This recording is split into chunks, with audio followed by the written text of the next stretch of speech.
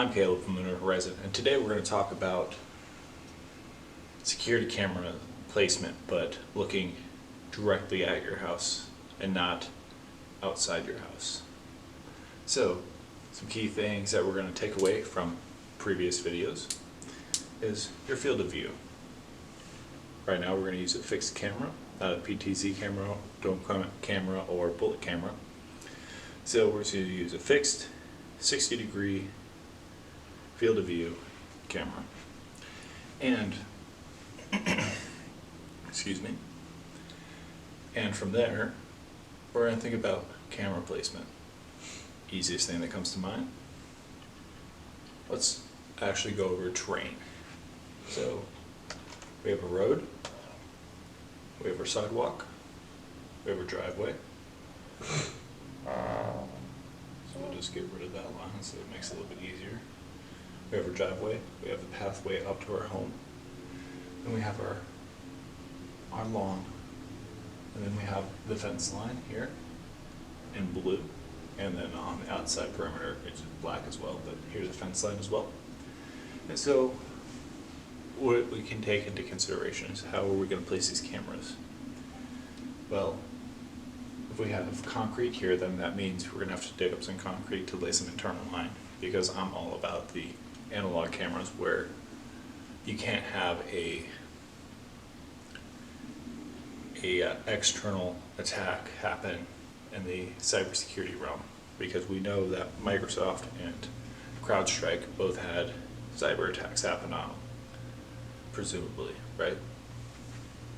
So we have to think about how much line are we going to put to these four corners, and are those the four corners that you want to use? So if we could just do proper placement, we could place one here that just covers the entire side. So we'll go like right here, place right up there. I should use a different color. Let's use red. So we'll do red at 60. We'll do red at 60 degrees field of view. Now let's kind of extend this a little bit here.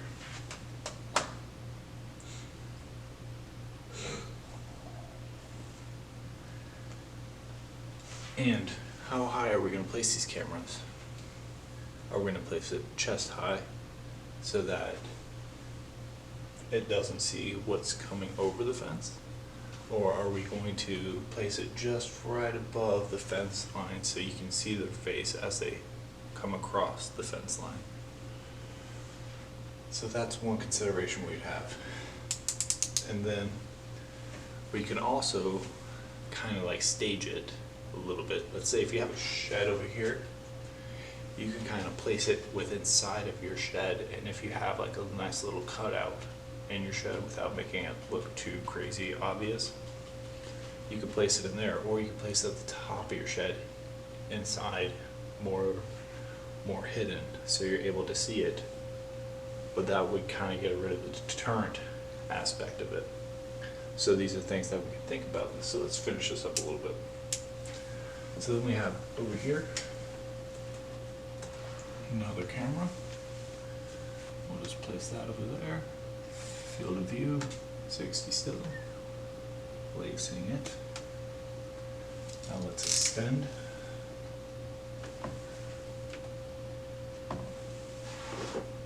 The view.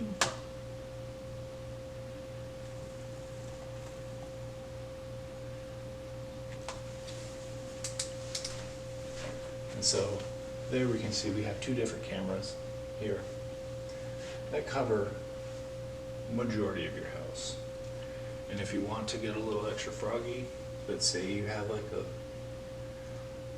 something right here, I don't know what you would place there. Maybe just like a little, somewhere like put your gardening hose at, and then you can kind of place something above it or right next to it, so then you'd be able to cover your field of view if we were to do something along these lines. And then now you just covered this dead space here with this camera. And we can do the same here.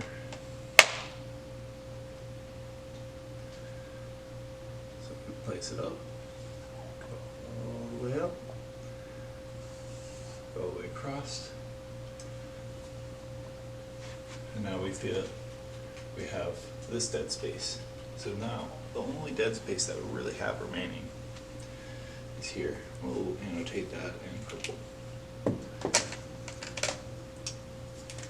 Annotate this in purple. That's really only our dead space that we kind of have, and that's using 4 cameras. We can obviously cover that dead space if we had camera placement on internally right here on the house, right? And then we can kind of cover those sections depending on how you want to do it and what your risk level is.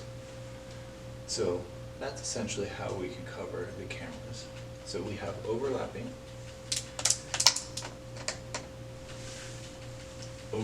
cameras when it comes to this section. Overlaps.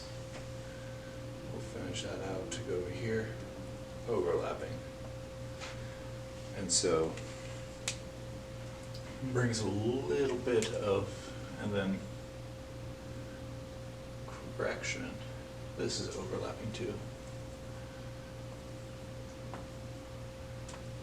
And then this would be overlapping. And then this is overlapping. So now we've reduced, if one security goes down, one security camera goes down, we reduce the amount of risk of being able to try and find somebody and post their face all over the internet if they steal your stuff or if something bad happens to you. And so now we just only need to really focus on this area, highlighted in pink, right here, and here. And so that's all we really need to focus on. And you can kind of cover that with other cameras, like we said here, on the placement.